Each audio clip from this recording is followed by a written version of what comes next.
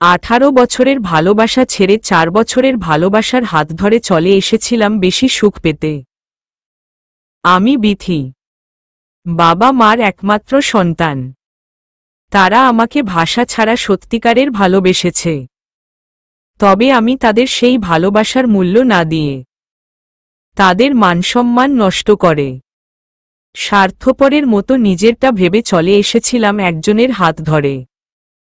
অনেক ভরসা করে ধরেছিলাম হাতটা, তবে মাঝপথে হাতটা ছেড়ে দিল শুধু মায় সন্তানের লোভে।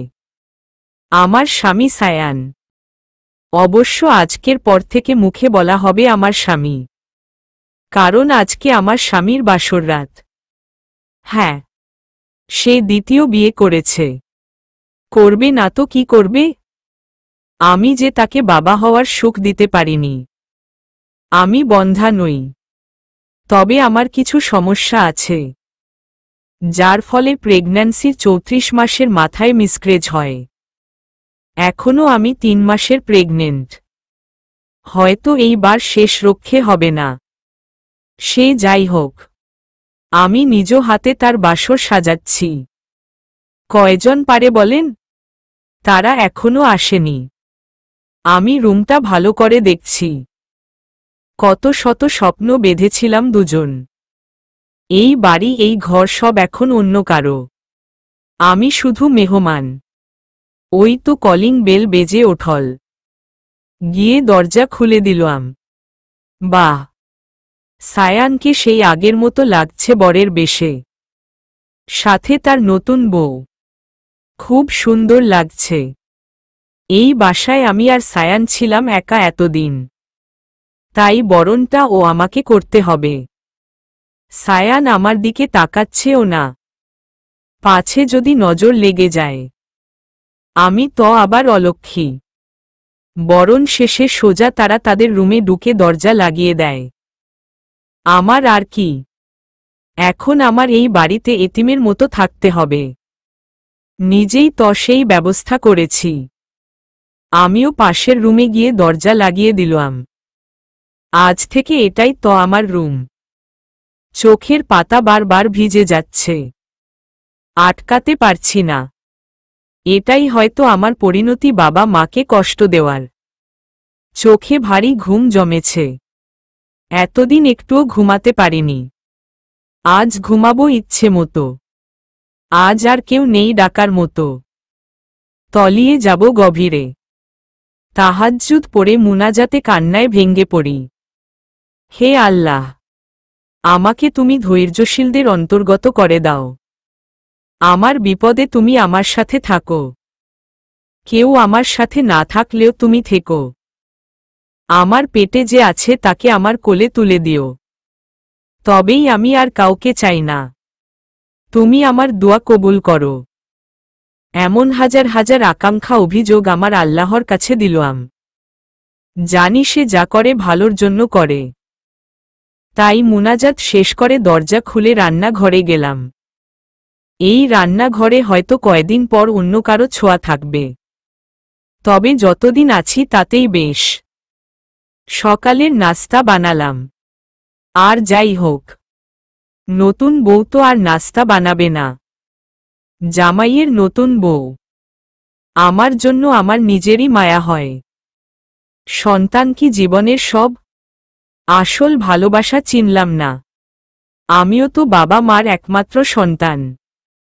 আমার জন্য ও হয়তো বাবা মার এমন মায়া হয়েছিল, তবে হয়তো এখন আর নেই। যেই অপরাধ করেছি। নাস্তা বানিয়ে টেবিলে রাখলাম। ওদের ডাক দিলাম না। নতুন বিয়ে করেছে, কত ভালোবাসা থাকবে এখন। আমার বিয়ের পরের দিনের কথা মনে পড়ে গেল। সকালে গোসল করে এসে দেখি সায়ান ঘুমাচ্ছে। বিয়ের পর স্বামীকে ঘুম থেকে আদর করে ওঠানো সব মেয়েদের স্বপ্ন থাকে। আমারও ছিল। আদর করে সায়ানকে ঘুম থেকে তুলে যেই চলে আসব অমনি সে টেনে আমাকে তার বাহুতে নিয়ে যায়।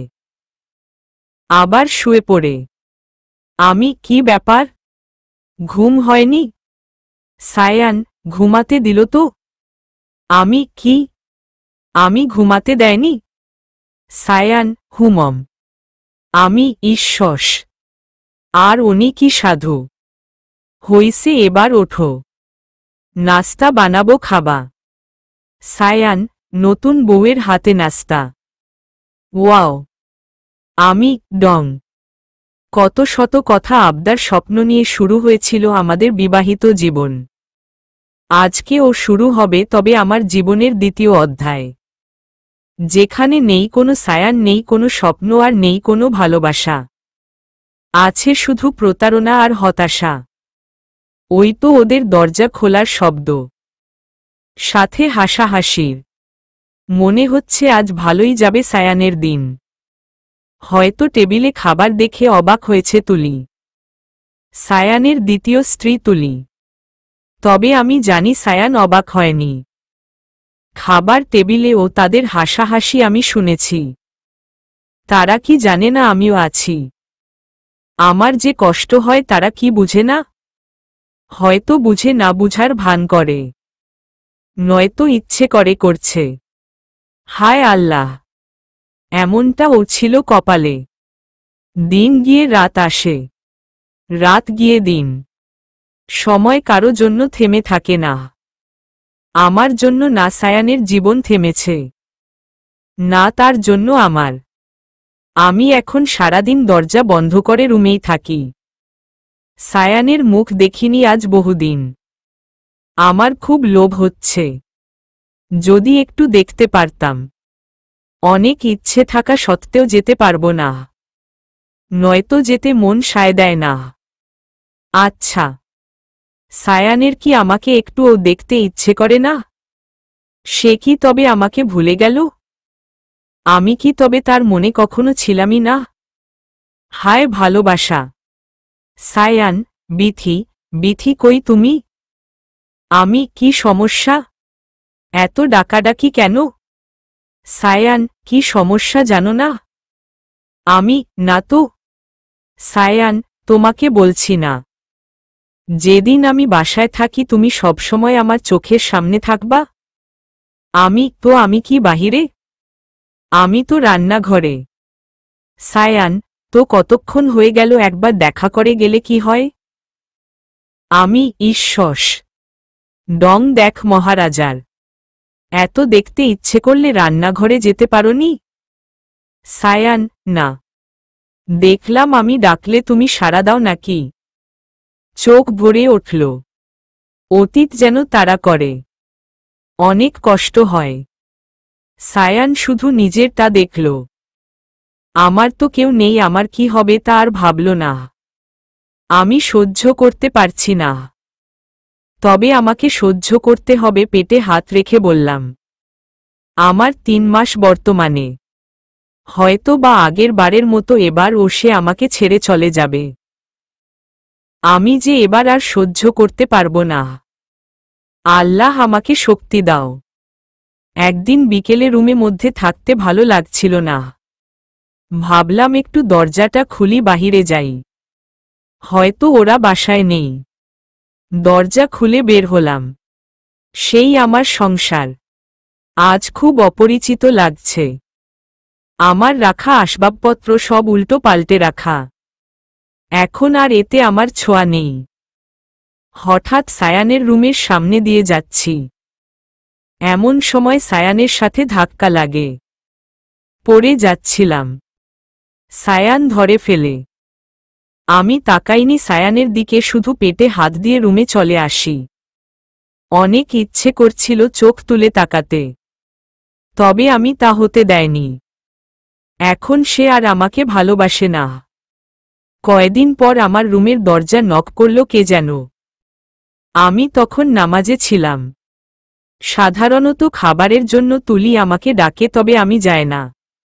কিন্তু এখন তো বিকেল। কে হতে পারে ভাবতে ভাবতে দরজা দেখি আমার শাশুড়ি। সে খুব ভালো মানুষ, আমাকে অনেক ভালোবাসে। আমাকে দেখেই বুকে জড়িয়ে ধরলেন।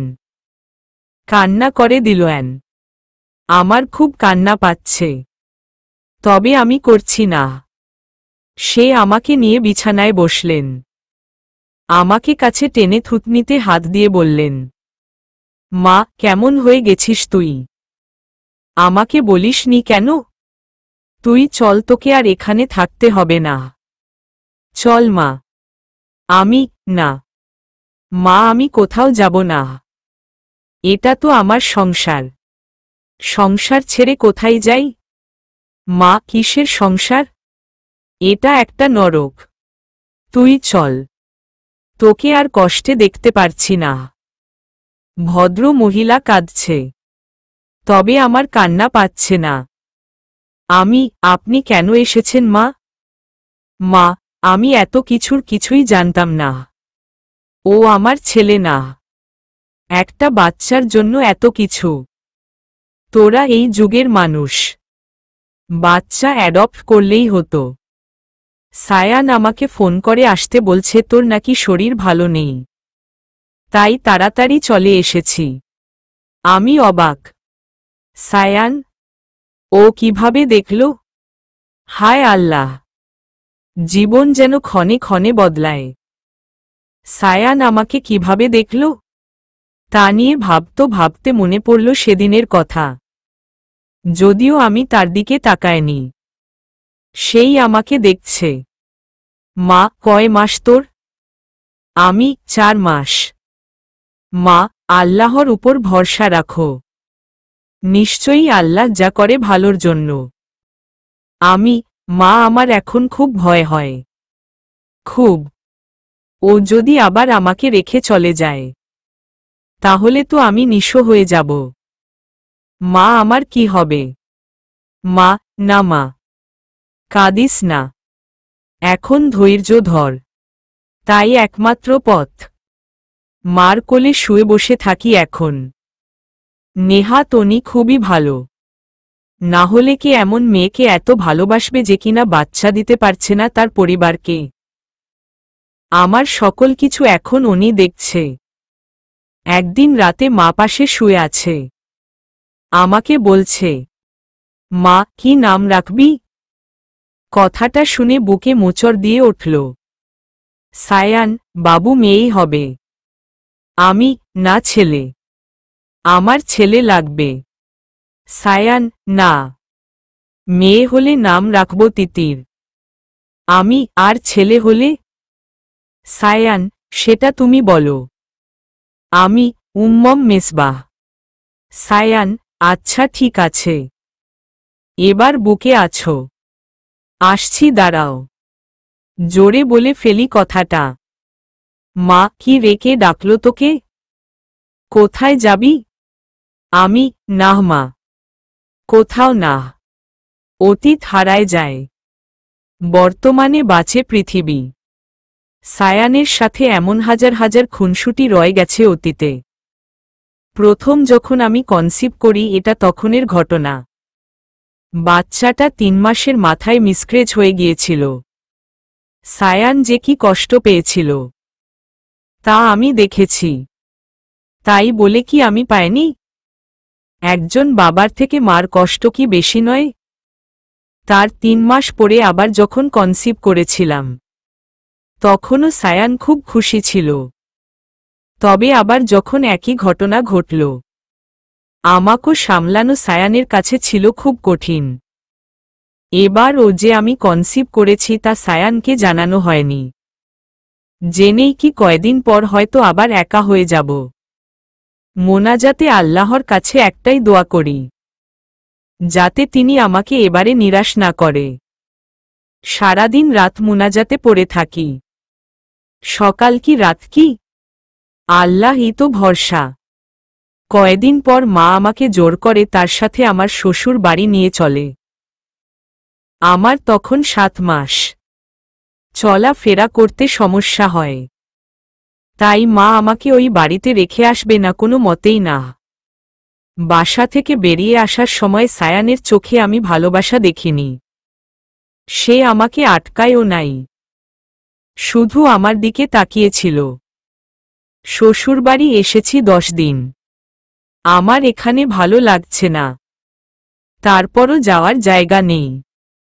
শুনলাম তুলি নাকি কনসিভ করেছে। শুনে খুশি হব নাকি আফসোস করব বুঝে উঠতে পারছি না। কয়েকদিন পর আম্মু আব্বুকে আমার শ্বশুরবাড়ি দেখে সত্যি আমি অবাক। তারা আমাকে নিতে আসছে। আমার কান্না দেখে প্রচুর কান্না করলাম। তারপর তাদের সাথে চলে আসলাম আমাদের বাসায়। ভালোই আসি। আম্মু আব্বু কার কাছ থেকে শুনে আর থাকতে পারেনি। তারা আমাকে অতীত নিয়ে একটা কথাও শোনায়নি। তারা আমাকে এখন আরো সাপোর্ট করে। তারা আমার সত্যিকারের ভালোবাসা। বুঝতে দেরি হয় না আমার। আমি কেন তাদের কথা শুনিনি, সে নিয়ে আমার আফসোসর শেষ নেই। সবসময় মা বাবার কথা মতো চলতে চেষ্টা করবেন। এতে নিশ্চয়ই আপনি নিরাশ হবেন না।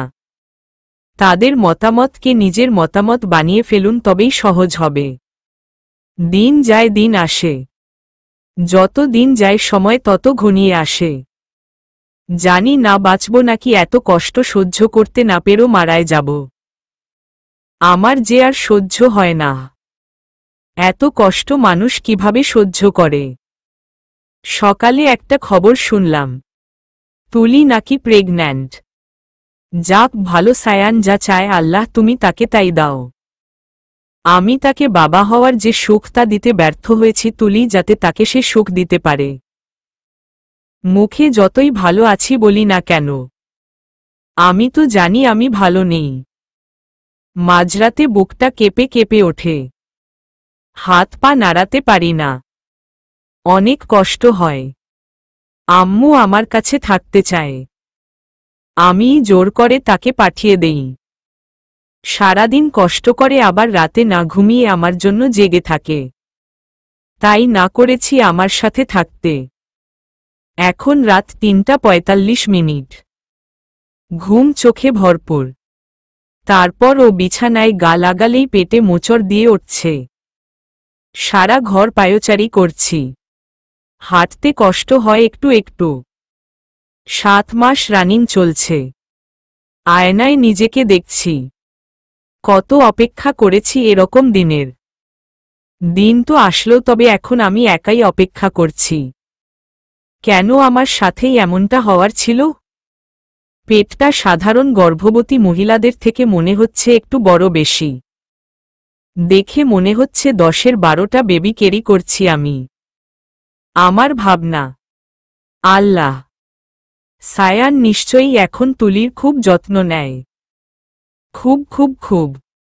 আমি তো দেখেছি। আমার তো কেউ নেই যত্ন নেওয়ার মতো। এটাই তো আমার নিয়তি। বাবা তুই কষ্ট পাচ্ছিস? কেন কষ্ট পাচ্ছিস? আমি কি তোর জন্য যথেষ্ট নই? তোর বাবা প্রয়োজন। বাবা কে দেখবি? দাঁড়া। ফোনটা নিয়ে সায়ানের ছবি দেখছি। দেখ, এটাই তোর হতভাগ্য বাবা। তুই ভুলে যা তোর কোনো বাবা আছে। আমি কি তোর বাবা হতে পারবো না? প্রচুর কান্না পাচ্ছে। কাঁদতে কাঁদতে পেট ধরে নিচে বসে পড়ি। এক সময় ঘুমিয়ে যায়। চোখ মেলে দেখি আমি হসপিটালে। হাতে স্যালাইন। বুঝতে পারছি না কি হয়েছে আমার।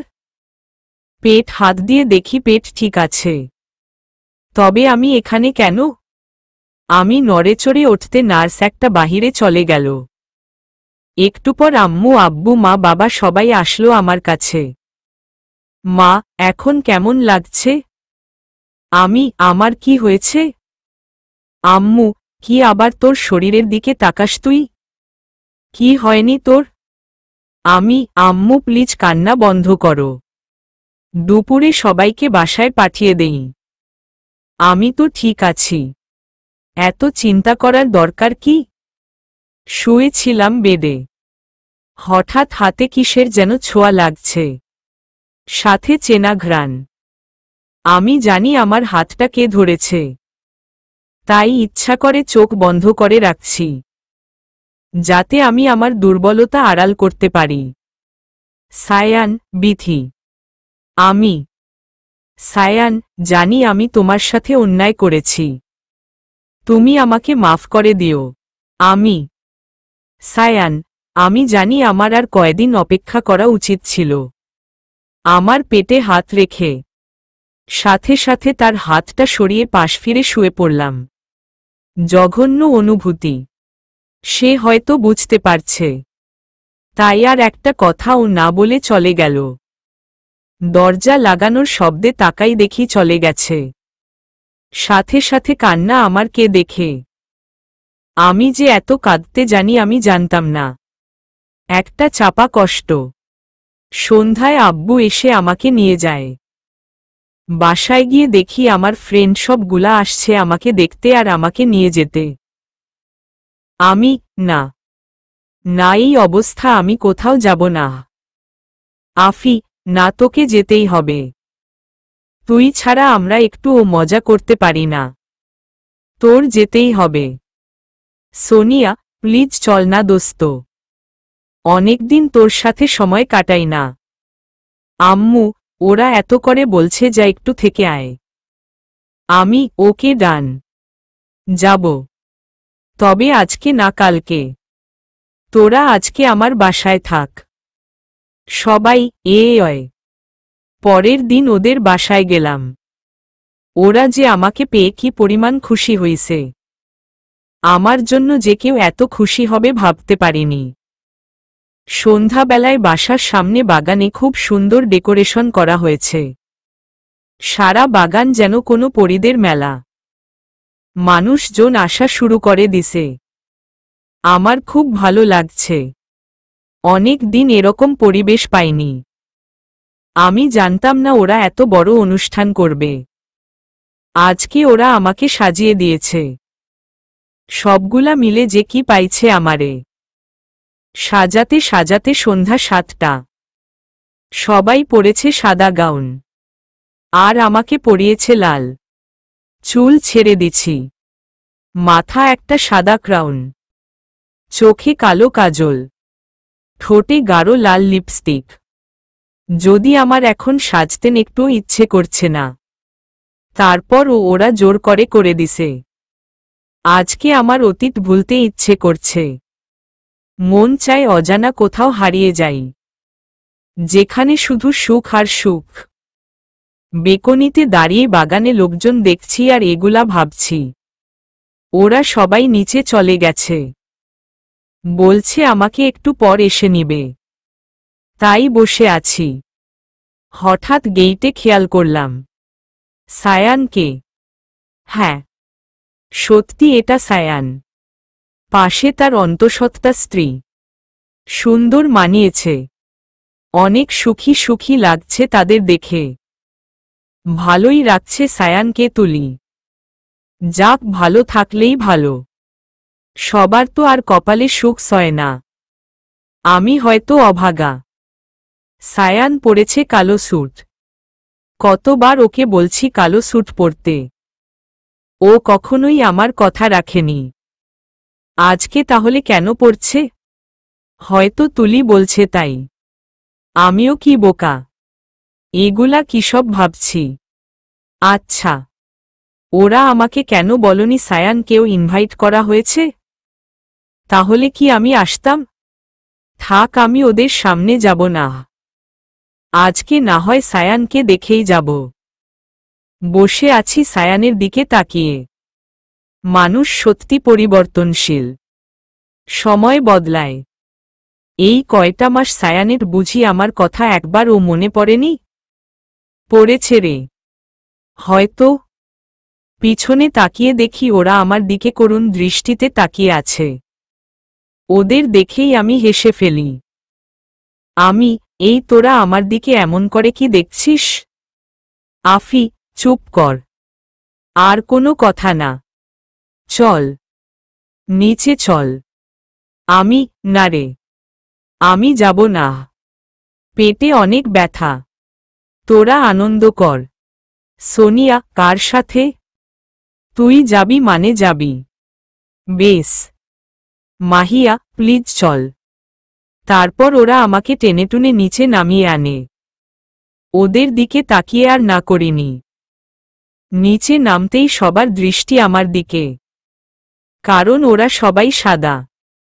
কেবল আমিই লাল। ফুটে তো থাকবেই। আমি অবশ্য কারো দিকে তাকাইনি। এত সুখের মাঝে কারো দিকে চোখ পড়ে আমার আজকে বড্ড সুখ সুখ লাগছে। পেটে হাত দিয়ে হাঁটতে হাঁটতে মাঝখানে চলে আসি।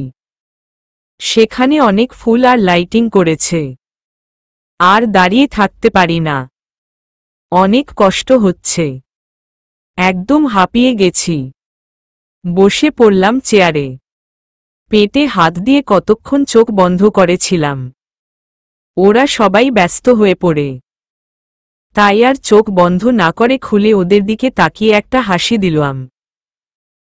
আফি, hi everyone, this is Afi on WLCM to our home party. This party is not so big but there is some special. ওর থেকে মাইক নিয়ে আবার Sonia, hey guys, this is Sonia Islam, your Sonia Islam. Pull off to success in doing something difficult and possibly sneaky. I didn't think we could keep the party a surprise for all week, but we pulled it off, so every please enjoy this party in deep heart. আফি, হইছে, এবার থামো। আল্লাহ, মাইয়া এত বকবক করতে পারে। সবাই জোরে হেসে ওঠে। আমিও হাসছি। হঠাৎ সায়ানের দিকে চোখ যেতে হাসি বন্ধ হয়ে যায়। সে আমার দিকে অন্যরকম করে তাকিয়ে আছে। আমি এই তাকানোর মানে জানি কি। তাই চোখ সরিয়ে নিলাম। আফি, আমাদের সবচেয়ে প্রিয় মেহমান এই যে এখানে বিথি হাসান, বলেই আমাকে জড়িয়ে ধরে। পাগল। আমার দিকে মাইক এগিয়ে দিল। আমি নিতে চাইনি। কি বা বলবো, অনেক জোর করে বলার জন্য কিছু। তারপর আমি ভাবলাম কিছু বলা উচিত। সময় বারবার আছে না। আমি, হে এভরিওয়ান, আমি হয়তো ওদের মতো এত কথা জানি না, আর বলবো ও না। আমি যেমন সাধারণ কথা বলবো কিছু সাধারণই। আমার বিষয় হয়তো সবাই কমবেশি জানে। আমি কিভাবে নিজের আপনজনদের কষ্ট দিয়ে সুখ খুঁজতে গিয়েছিলাম, আবার কিভাবে খালি হাতে ফিরেছি। আমার মতো অনেকেই ভাবে প্রকৃত সুখ নিজের ভালোবাসার মানুষের কাছে থাকে।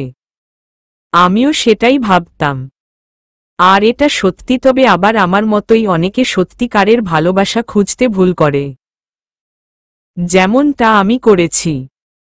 তাই সবাইকে বলছি, পৃথিবীতে প্রকৃত আপনজন শুধুই বাবা মা। তাদের কখনো কষ্ট দিবেন না। আর হ্যাঁ, আমি খালি হাতে ফিরিনি। ফিরেছি সারা জীবন অতীতকে মনে করিয়ে দেবার মতো স্মৃতি নিয়ে, পেটে হাত দিয়ে। যাই হোক, যে আমার সুখ কেড়ে নিয়েছে, সৃষ্টিকর্তা যেন তাকে আরো সুখ দেয়, এটাই চাওয়া। আমার জন্য সবাই দোয়া করবেন। আমার সন্তানের জন্য, যে পৃথিবীতে আসার আগেই এতিম হয়ে গেছে। আল্লাহ সবাইকে তার প্রাপ্য সুখ শান্তি দেখ। ধন্যবাদ। সোনিয়া, আফি সবাই আমাকে জড়িয়ে ধরে। ওদের আড়ালে আমি আমার চোখের পানি লুকিয়ে ফেলি। এগুলা শুধুই অনর্থক। তারপর সবাই পার্টি অনেক রাত পর্যন্ত আনন্দ করে। খাওয়া দাওয়ার পর সবাই বসে গান নিয়ে, কেউ গিটার নিয়ে বসেছে। যেহেতু সায়ান ছিল পার্টিতে, সেহেতু সেও জয়েন হয়। সবাই এক এক করে গান গাইছে। কেউ বা হাত তালি দিচ্ছে, কেউ গিটার বাজাচ্ছে। ভালোই আনন্দময় পরিবেশ। এবার সবাই জোর করে আমাকে গাইতে। আমি তো না না করতে করতে পারছি না।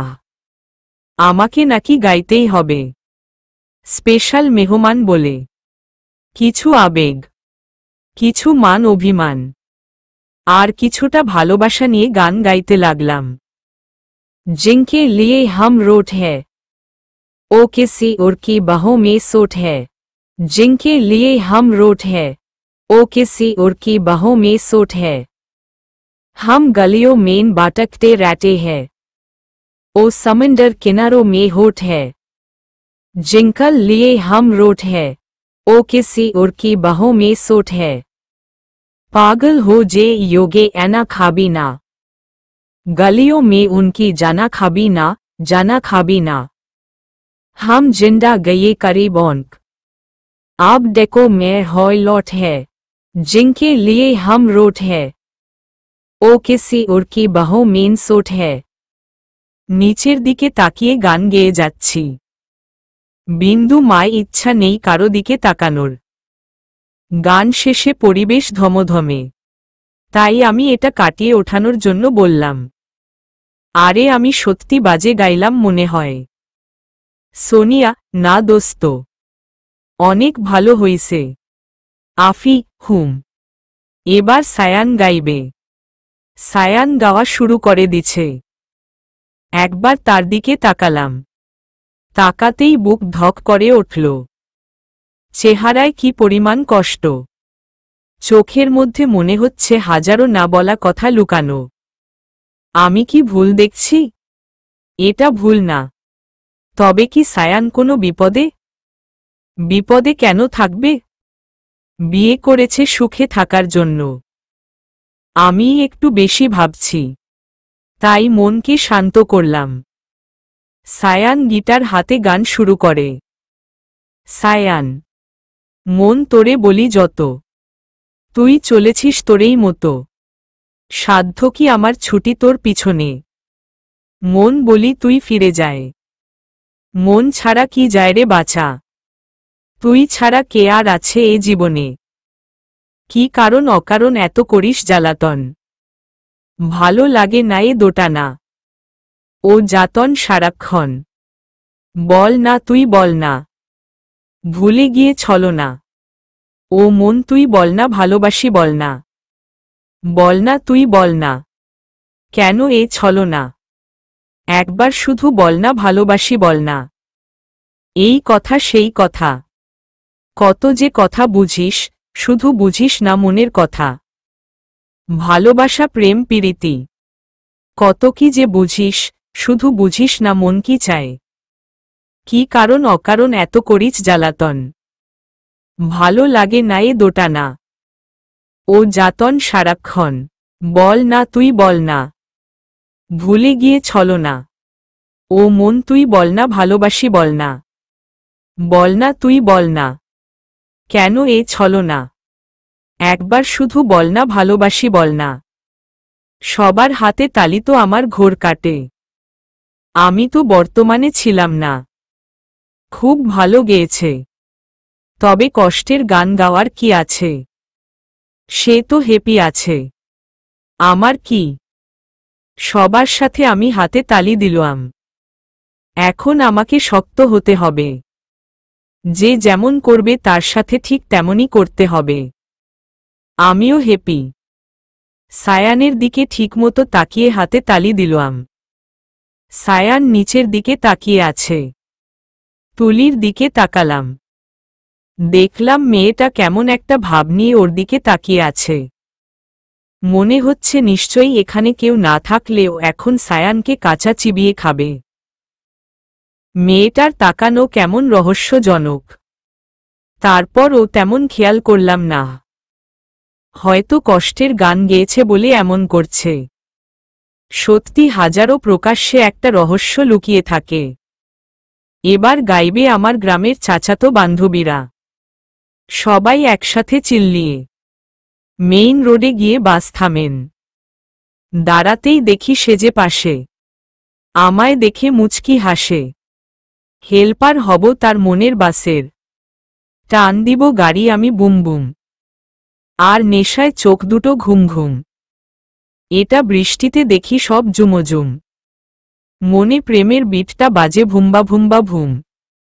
গরম লাগে আমার দুপুরে, শিহরিত তোমার নুপুরে। ঝাঁপ দিব আমি প্রেমের পুকুরে, কিন্তু নড়ব না। ও মেয়ে কাছে আসো না, আমায় ভালোবাসো না। এ মনটাকে এভাবে নিও ওরাল দিও না। ও মেয়ে কাছে আসো না, আমায় ভালোবাসো না।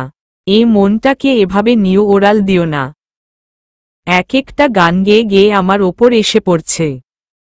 আমি অনেক কষ্টে হাসি থামিয়ে রাখছি। হাসলে পেট ধরে আছে। সবাই গেয়েই যাচ্ছে।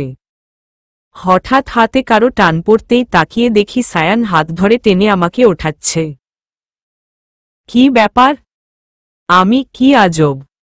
কি করছেন কি? ছাড়ুন আমাকে। সায়ান, তুমি এখান থেকে চলো। জানি তোমার কষ্ট হচ্ছে। তাতে আপনার কি? আপনি আপনার বউয়ের কাছে যান। দেখলে আমার আপনার সমস্যা হবে। সায়ান, চুপ। চলো।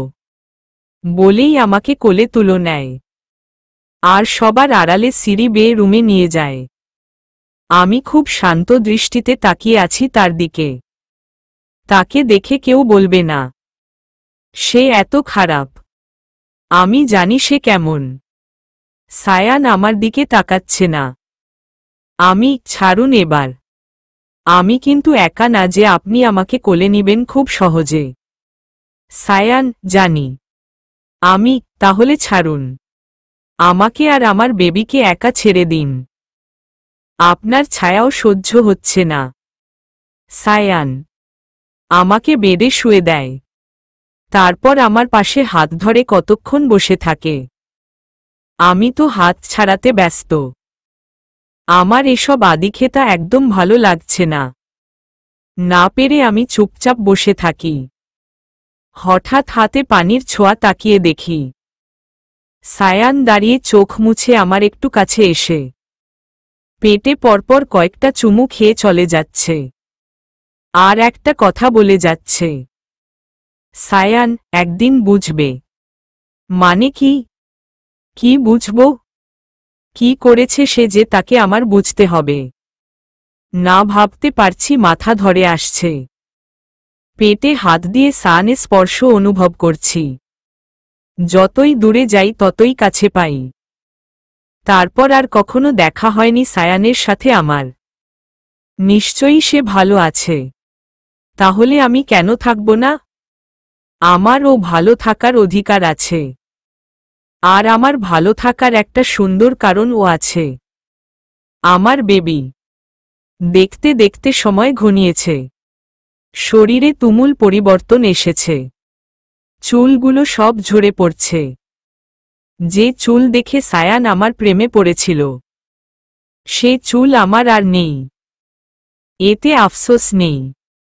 যেখানে মনেই কোনো সৌন্দর্য নেই সেখানে শারীরিক সৌন্দর্য কিসের? আর সায়ানও নেই যে আবার আমার চুলের প্রেমে পড়বে। তবে আমি আমার চুলগুলোকে খুব ভালোবাসতাম। আমার প্রথম ভালোবাসা আমার চুল। পাশের বাসার আন্টিরা আমার চুল দেখে তারা শুধু বলতো, বিথি, তোমার জামাই খুব ভালোবাসবে তোমাকে, তোমার চুলের জন্য। আমার ইচ্ছে করে তাদেরকে বলতে, না আন্টি, আমার চুল দিয়েও তাকে বেঁধে রাখতে পারিনি। দু পা ফুলে লাউ হয়ে আছে। গাল দুটো থেকে যেন 1 কেজি করে মাংস কেটে নেওয়া যাবে। গলার নিচে চামড়া বাড়ি হয়ে নিচে নেমে পড়েছে। আমাকে দেখলে এখন সত্যি অবাক লাগে। সত্যি মা হওয়া সহজ নয়। পেট ফুলে বহুদূর। মনে হয় 10টা বাচ্চা আছে পেটে। আচ্ছা, আমার যদি 10 বাচ্চা হয় কিভাবে সামলাবো ওদের? কি সব ভাবছি। সকাল 10টা 34। বাসায় আমি একা। আম্মু গেছে পাশের বাসায়। আব্বু অফিসে। কিছুই ভালো লাগছে না। মনে হচ্ছে কোনো অশুভ কিছু হবে। কেমন কেমন লাগছে। হঠাৎ ফোন বেজে ওঠে। ফোন নিয়ে দেখি সায়ানের ফ্রেন্ড রাতুল ফোন করেছে। রাতুল একজন ভালো ছেলে। আমাকে সবসময় বোন বলে ডাকে। রাতুল, বোন তুই কই? কেন ভাইয়া, কিছু কি হয়েছে? রাতুল, তুই প্লিজ সাবধানে থাকিস। কেন? কি হয়েছে? রাতুল, সায়ান আর তুলি অ্যাক্সিডেন্ট করেছে। Bike accident. কি? রাতুল, হ্যাঁ। যার ফলে ওর বাচ্চাটা মিসক্রেজ হয়ে যায়। আর সায়ানের এখনো জ্ঞান ফিরেনি। আমার হাত থেকে ফোনটা পড়ে যায়। আমি সত্যি এমনটা চাইনি। খুব কান্না পাচ্ছে। তার প্রতি রাগ আছে ঠিকই, তবে তাকে আমি ঘৃণা করিনি। তাকে যে আমি ভালোবাসি। কান্না করতে পারছি না। আর থাকতে না পেরে যখনই দরজা দিয়ে দ্রুত বের হতে নিব, তখনই স্লিপ খেয়ে পড়ে যায়। পেটে ধরে চিৎকার করে উঠি। আমার চিৎকারে যেন আকাশ বাতাস সহ কাঁপছে। চিৎকার করতে করতে গলা ভেঙে যায়। প্রচণ্ড পেটে ব্যথা করছে। তাহলে কি এই শেষবেলায় আবার আমাকে ফিরে যেতে হবে অতীতে? বুক ফেটে কান্না আসছে। মা, আমার বাচ্চা। আর কিছু মনে নেই। চোখ খুব কষ্ট করে পিটপিট করে মেলে দেখি আমি হসপিটালে বেডে। সব কিছু মনে পড়তেই পেটে হাত দিয়ে আমার বাচ্চা। আমার বাচ্চা কই? কে আসো? কি হয়েছে আমার সাথে? আমার বেবি কই? একটা নার্স দৌড়ে আসে আর বলতে থাকে, নার্স, আপনি প্লিজ শান্ত হন।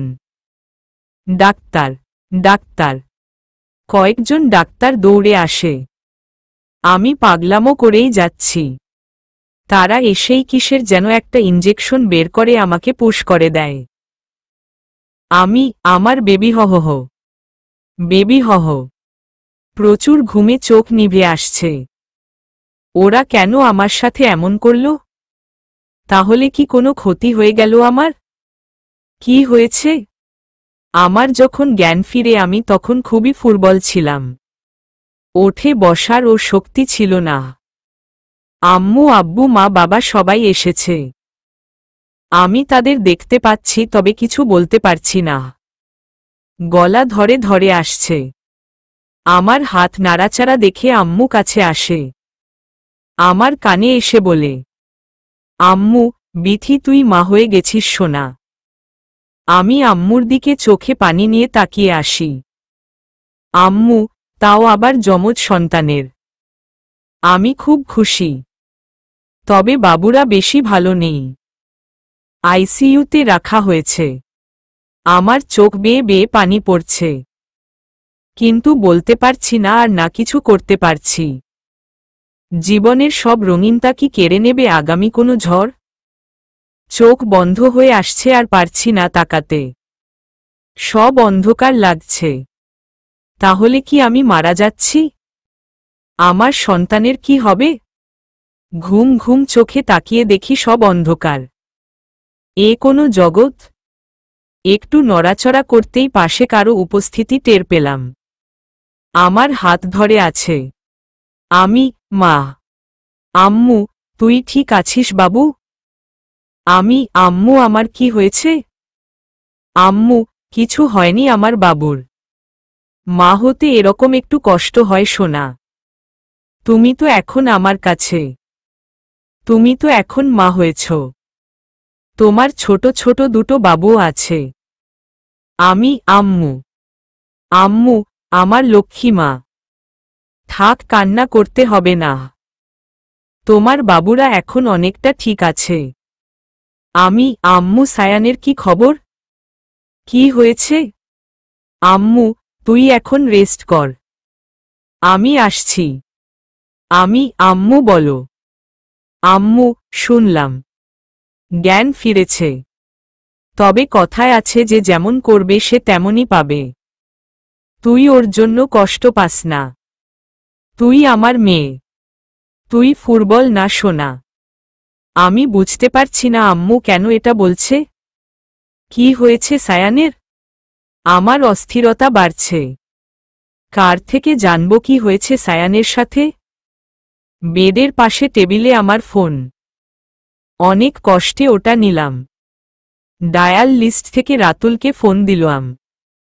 রাতুল, বোন কেমন আছিস? আমি, এখন একটু ভালো ভাইয়া।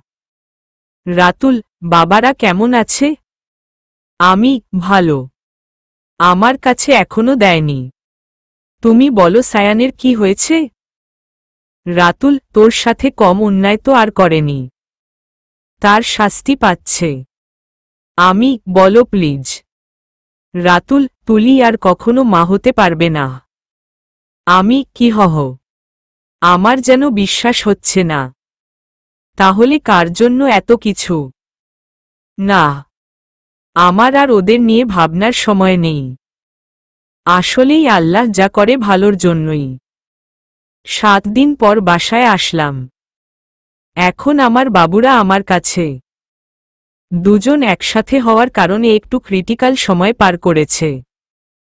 এখন আমার দায়িত্ব আরও বেড়ে গেছে। তাদের তো বাবা নেই, আমি হব তাদের বাবা। এখনো আর থাকব না।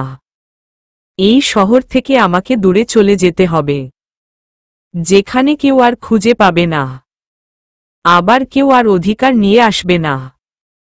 আব্বুর বদলি হয়েছে চিটাগং। আমিও চলে যেতে চাচ্ছি। কোনো পিছুটান থাকবে না। আমার পড়ালেখাও শেষের দিকে। টিসি নিয়ে চিটাগং চলে আসি সামনের মাসে। মা বাবা কেউ বলা হয়নি। তারা প্রথম কয়দিন এসেছিল। তাদের বয়স হয়েছে, এখন আর আসতে পারে না। তারা আমাকে খুব ভালোবাসে। তারা আমাকে আরও বলে দিয়েছে বেঁচে থাকতে হলে মানুষের সঙ্গী প্রয়োজন। সায়ানকে ডিভোর্স দিয়ে জীবনটাকে নতুন করে শুরু করতে। কিছু বলিনি, শুধু একটা শান্ত ক্লান্ত মুচকি হাসি ছাড়া। আজ 3 বছর হয়ে গেছে। জীবন যা ছিল তাই আছে। শুধু পরিবর্তন হয়েছে আমার ভালোবাসা। আমার বাবুরা, তারা এখন আমাকে মাম্মাম বলে ডাকে। তার এখন যথেষ্ট বড় হয়ে গেছে। 2 ভাইয়ে কত মিল। আমি আমার কেবিনে। হ্যাঁ, আমি এখন একজন ডাক্তার। আমার এখন অনেক দায়িত্ব। পড়ালেখা চালিয়ে গেছি। এখন বর্তমানে নিজের টাকাই ওড়াই। বাবা মার দেখাশোনা ও আমি করি। তারা এখন আমার ওপর সন্তুষ্ট। তাদের কিছুটা হলেও কষ্ট ভুলাতে পেরে আমি খুশি। আজকে বাবাকে নিয়ে আসছে আমার হাসপাতালে 2 ভাই গুঁড়োতে যাবার জন্য। 2 ভাই প্রতিদিন বলে গুঁড়োতে যাবে। সময়ের জন্য যাওয়া হয় না। তার জন্য সবকিছু খুব দ্রুত গুছিয়ে নিচ্ছি। কেবিন থেকে বের হতেই, ইয়াস, মাম্মা তোমার এত দেরি হলো কেন? ভাই আল আমি কত দূর বসে আসি। আমি, তাই নাকি বাবা? আমার লক্ষ্মী বাবা, আর বসে থাকতে হবে না, চলো চলো। ইমাদ, আল আমি তো কেউ না। আমি, আমার সোনা। তুমি তো আমার সব। ঈশান, তাহলে আমি কে?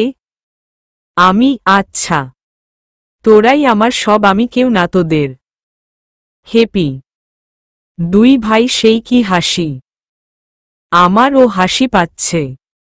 হাসতে হাসতে বললাম, আমি, নানা ভাই কই? ওরা সামলে। ওদের এমন পোকলা কথা শুনে সত্যি আমার মাঝে মাঝে ঘুমেও হাসি পায়। সামনে এগুতেই বুকটা ধুক করে উঠল। আব্বুর সাথে একটা ছেলে কথা বলছে। ছেলেটা আর কেউ না, সায়ান। এই কয়টা বছরে কত চেঞ্জ হয়ে গেছে। সারা মুখ ভর্তি দাড়ি, চুলগুলো উস্খুস্কো, চোখের নিচে কালি। দেখেই বোঝা যাচ্ছে কত বছরের নির্ঘুমা। চিন্তায় শুকিয়ে গেছে। যে সায়ানকে দেখে আমি প্রেমে পড়েছিলাম, উনি আর এখন সেই সায়ান নেই। আচ্ছা, প্রেম আর ভালোবাসা কি এক? প্রেম তো সবাই করে, ভালো কয়জন বাসে? আমি সায়ানকে যে এখনো ভালোবাসি তাতে আমার বিন্দু পরিমাণ সন্দেহ নেই। তবে এখন আর সেই বিশ্বাস নেই যেটার জোরে ওর হাত ধরে ঘর ছাড়া হয়েছিলাম। সায়ানের চোখে যেন এখন আরো মায়া মায়া লাগছে। দেখলে যে কেউ এই মায় পড়বে না, তবে আমি পড়তে বাধ্য। এই চোখের গভীরতা যে আমি কোনো একদিন মেপেছিলাম, তার চোখের মায় কোনো একদিন যে ডুবেছিলাম। তার চেহারায় হয়তো এখন লাবণ্য নেই, তবে তার চেহারা একটা অশান্ত প্রেমের ছাপ, যা খুব সহজেই চোখে পড়ছে। সায়ানকে দেখে আমি ঠাই দাঁড়িয়ে আসি। তবে আমার ছেলেরা কি তা করছে? তারা দৌড়ে আব্বুর কাছে গিয়ে নানা ভাই করছে। আর আব্বু পিছন ফিরে আমাকে দেখে একটু চমকে যায়। আমি আব্বুর এমন চেহারা দেখে সামান্য হাসলাম। আব্বু ও কি মনে করে যেন সেও একটু হাসল। সায়ানের দিকে তাকালাম। সে ইয়াস আর ইমাদের দিকে ছলছল চোখে তাকিয়ে আছে। ওরা হয়তো সায়ানকে দেখে নাই, আর দেখলেও সায়ান তো ওদের কাছে অপরিচিত। আর আমি আমার সন্তানদের এটাই শিখিয়েছি, অপরিচিতদের সাথে কখনো কথা বলবে না যতক্ষণ না আমি বলবো। ওরা হয়তো তাই করছে। সায়ান ওদের ধরতে যাবে তার আগেই আমি বলে উঠলাম, বাবারা চলো, দেরি হচ্ছে তো। আব্বু আসো। আব্বু, হ্যাঁ মা চল। আমি, হুম। সায়ানের দিকে তাকিয়ে একটা তাচ্ছিল্যের হাসি দিলাম। আমরা একটা সুন্দর পার্কে গেলাম। আমার বাচ্চাদের মতে এটা নাকি ওদের কাছে সবচেয়ে ভালো জায়গা। ওদের মতো এখানে আরও অনেকে আছে। আব্বু গেছে তার এক কলিগের সাথে দেখা করতে, ওনার বাড়ি নাকি এখানে। এখানে আসলে আব্বুকে দেখা করতে বলছে। আমি একা বসে বসে ওদের খেলা দেখছি। পাশে কেউ এসে বসল। জানি পাশের মানুষটা আমার পরিচিত, তবে আমি এখন আর তাকে চিনি না। সায়ান, কেমন আছো বিথি? আমি। সায়ান, কি হলো, কথা বলছো না? আমি, সরি। আমি কি আপনাকে চিনি? সায়ান আমার দিকে তাকিয়ে আছে ছলছল চোখে। 2-1 ফোঁটা পানি নেমে গেল চোখ বেয়ে। সায়ানকে আমি 3বার কান্না করতে দেখেছি। প্রথমবার যখন আমাদের বিয়ের পর ওর চাকরি হয়নি, এখনো আমরা অনেক কষ্ট করি খাবার নিয়ে। আমি যেখানে বাবা মার এক সন্তান, আমি কখনো খাবার বা অন্য কিছু নিয়ে কখনো এত কষ্টে থাকিনি। আমার খুব কষ্ট হতো। তারপরও দিন শেষে সায়ান যখন খালি হাতে ফিরত, কষ্ট হতো, তবে তা হাসির আড়ালে লুকিয়ে তাকে বুকে জড়িয়ে দিতাম প্রশান্তি। একদিন আমি কাজে নেমেছিলাম। হাতে ফোস্কা পড়ে গেছিল সেদিন। রাতে যখন আমার হাত দেখেছিল সায়ানের, সে কি কান্না! আমার এখনো মনে পড়লে চোখ ভিজে ওঠে। দ্বিতীয়বার যখন আমাদের প্রথম সন্তান মিসক্রেজ হয়, আমার থেকে তার কি কান্না! মাঝরাতে ও ফুপিয়ে কান্না করছে। আর আজ তাকে কান্না করতে দেখে বুকের ভেতর হাজারো চাপা কষ্ট সজীব হচ্ছে। না, হার পারব না। উঠে দাঁড়ালাম। সামনে যাব বাচ্চাদের নিয়ে বাসায় যাওয়ার জন্য। সায়ান, বিথি, তুমি আমাকে ফিরিয়ে দিও না। আমি যা করেছি সব তোমার জন্য। তুমিই আমাকে বুঝলে না। থমকে দাঁড়ালাম। কি বলল ও?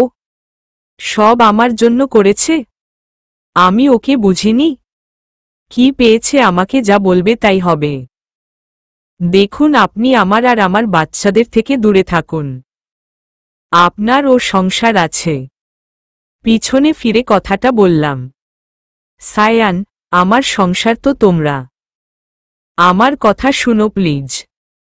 তারপর তোমার যদি মনে হয় আমি তোমার ক্ষমার অযোগ্য, তবে আমি নিঃশব্দে চলে যাব। আর কখনো তোমার চোখের সামনে আসব না। প্লিজ শুনো। আপনার কোনো কথা শোনার না আমার ইচ্ছা আছে, আর না আছে আপনাকে দেখার কোনো মন মানসিকতা। Just go to hell, damn it. বলে আর পিছনে তাকাই নাই, ছেলেদের নিয়ে চলে আসি। ইয়াস আসার সময় আমার চোখে পানি দেখে ফেলেছে। তার কত শত প্রশ্ন। ও এটাও দেখেছে আমি সায়ানের সাথে কথা বলে আসার সময় কান্না করেছি।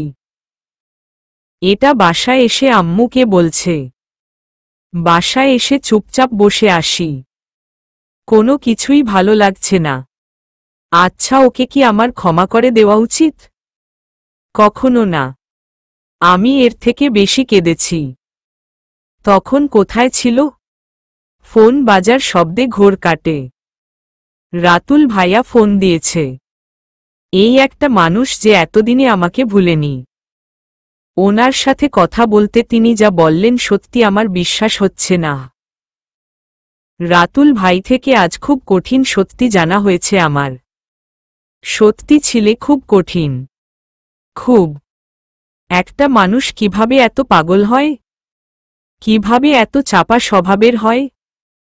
সায়ান যে চাপা স্বভাবের তা আমি জানতাম, তবে এতটা ভাবিনি।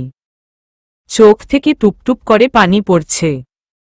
আমি কেন যেন আগে মনে হতো সায়ান এমন করতে পারে না। এটা তো আমার সায়ান, আমি তাকে চিনি। তবে মাঝে মাঝে তাকে অপরিচিত লাগত। গোলমাল তখনই লাগত। কথায় আছে, সত্যি কখনো চাপা থাকে না। কথাটা মিলে যায় বারংবার। সায়ান এতদিন আমার সাথে অভিনয় করেছে, ভালো থাকার অভিনয়।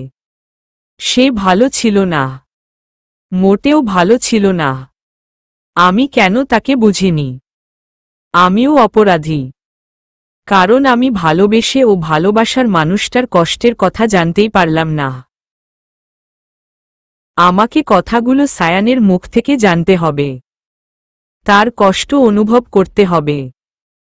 আমার ভালোবাসাই স্বার্থহীন ছিল না, সায়ানের ভালোবাসাও ছিল খুঁতবিহীন।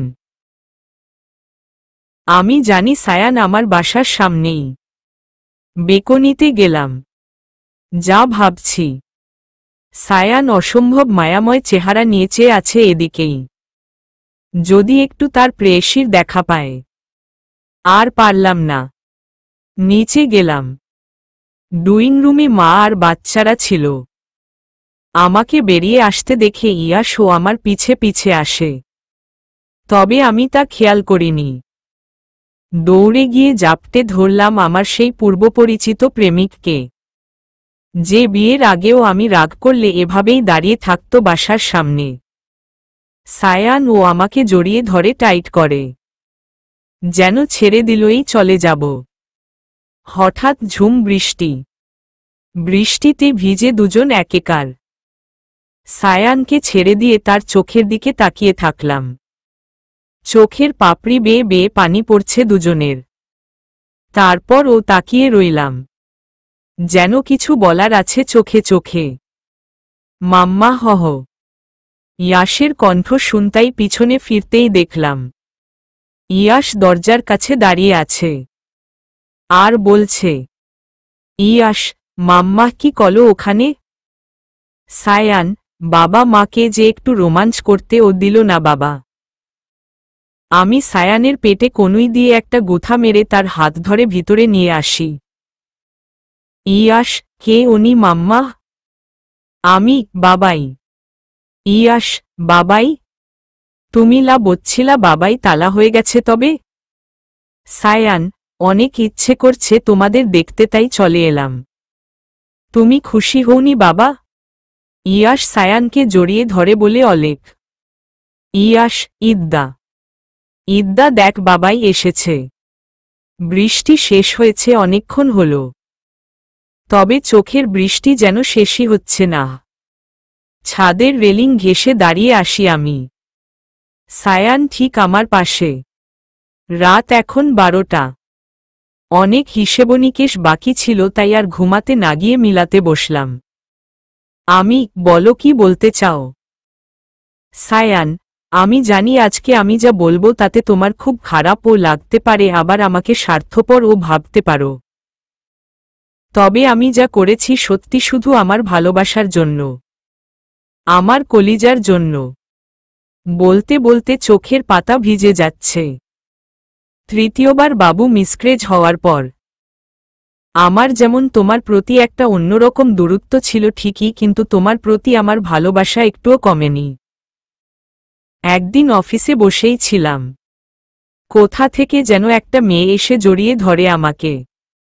সরিয়ে নিতেই দেখি একটা সুন্দরী মেয়ে। চরম বিরক্ত নিয়ে মেয়েটাকে কিছু জিজ্ঞেস করার আগেই কিছু সংখ্যক লোক আমার কেবিনে ঢুকে আর দরজা লক করে দেয়। তোমাকে আমি বলছিলাম তুলি আমার কলিগ। তবে ও আমার কলিগ ছিল না, ও ছিল একজন মাফিয়ার বোন। আন্ডারওয়ার্ল্ডের নামকরা মাফিয়ার একমাত্র বোন, যার কিনা প্রথম দেখায় আমাকে ভালো লেগে যায়। আর উনি নিজের বোনের এমন কোনো আশা অপূর্ণ রাখতে নারাজ। আমি বিবাহিত বলার পরও তাদের শোনার কোনো নামগন্ধ নেই। তুলির আমাকে ভালো লেগেছে মানে লেগেছে। সে আমাকেই বিয়ে করবে। আর আমি যদি রাজি না হই সে আমাকে মেরে ফেলবে। তাতেও আমি রাজি হচ্ছিলাম না। তারপর তারা আমার ফুটবল জায়গায় হাত দেয়।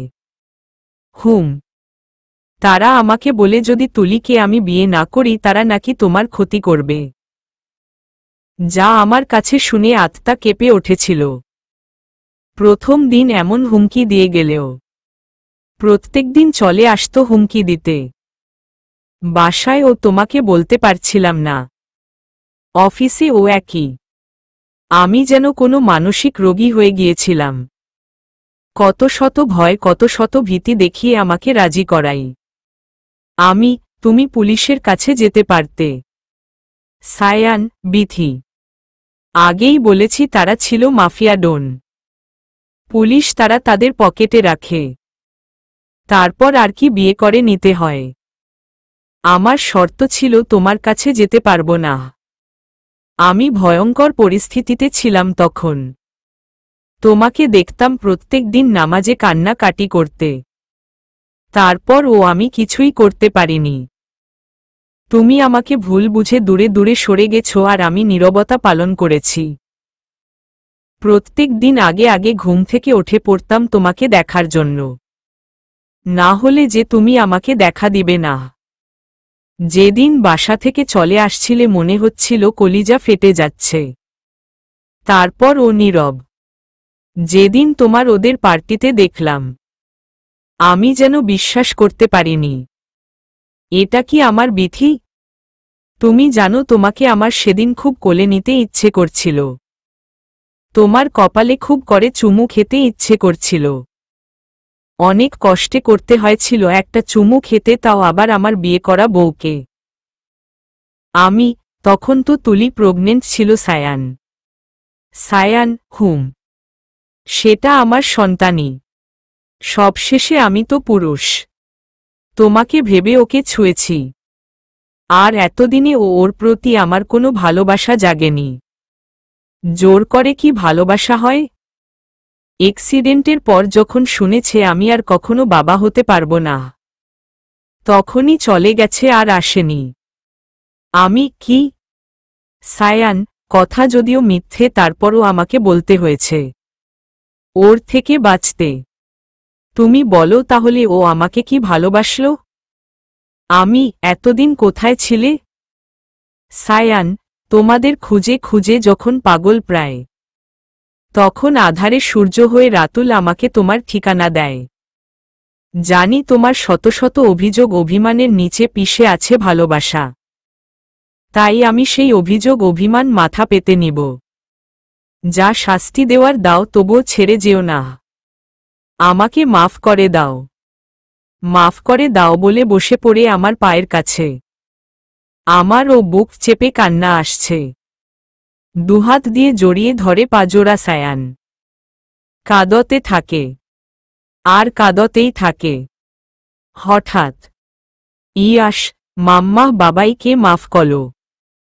ইয়াসের কণ্ঠ পেতে সায়ান পা ছেড়ে দেয়। ইয়াস আর ইমাদ কাছে আসে আমাদের। তুমি কি খুব খারাপ কাজ করছো? মাফ চাও কেন? জানো মাম্মা সবাইকে মাফ করে দেয়, তোমালে দিবে। সায়ান ইয়াস আর ইমাদকে জড়িয়ে ধরে। আর আমি পিছনে ফিরে রাতের নিস্তব্ধতা দেখি। রাত কত শান্ত, কত ক্লান্ত, আবার কতই অন্ধকার, যার মাঝে মিছে আছে হাজার হাজার রহস্য। পিছনে ফিরে বাপ ছেলের দিকে তাকালাম। দেখে সুখী লাগছে। আমার অধিকার আমারই ছিল। মাঝে যা ছিল সব মরীচিকা। স্বামী তো সেই দামি অধিকার, যার জন্য সব মেয়ে ব্যাকুল থাকে। আজ আমার স্বামী আমার কাছে, আমার অধিকার আমার কাছে। নিজেকে খুব সুখী লাগছে। কেমন যেন খুব সুখ পাচ্ছে। খুব সুখ। প্রত্যেকটা কাজের পিছনে অবশ্যই কোনো রহস্য লুকিয়ে থাকে, যা সহজে জানা সবার পক্ষে সম্ভব হয় না। সব রহস্য তো একমাত্র আল্লাহ জানে। তাই তো লোকে বলে, আল্লাহ যা করে ভালোর জন্যই করে। সব সময় ধৈর্য ধারণ করুন এবং সৃষ্টিকর্তার ওপর পূর্ণ আস্থা রাখুন। খারাপ পরিস্থিতির মধ্যে দিয়ে গেলেও তাকে স্মরণ করুন। তিনিই প্রকাশ্যে, তিনিই গোপন। আর নিজের অধিকার নিজে ধরে রাখুন। ভালো থাকুন, ভালো রাখুন, ভালোবাসুন। সমাপ্ত।